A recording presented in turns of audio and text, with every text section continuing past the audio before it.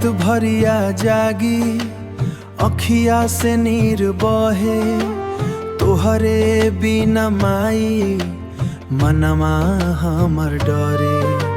सुनसान लागे अंगना, सुना गे दुआर, कहाँ गइलू माई हो छोड़ के ई संसार।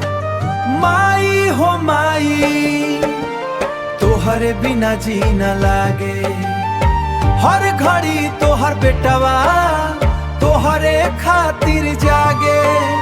छाती फाटे रो रो के टूट गइल अरमान, आजा हो माई सुनला बेटवा के पुकार।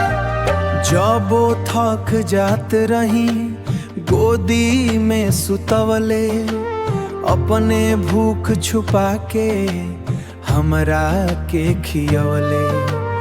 आज उहे गोदी खातिर मनवा रोवत बा, तोहरे याद में माई दिलवा तड़पत बा।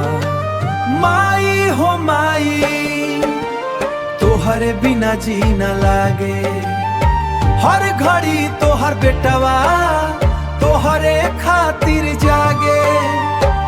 दुनिया के भीड़ में अब लागे सब अनजान, तोहरे बिना माई सुना बा जहान।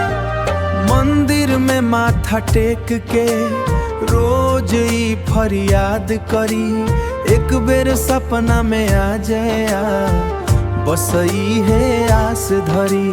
तोहर ममता के छाँव अब कहाँ पाई हो, मरते दम तक माई तोहरे याद आई हो।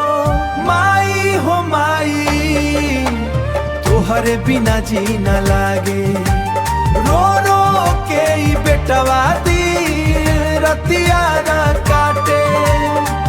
भगवान से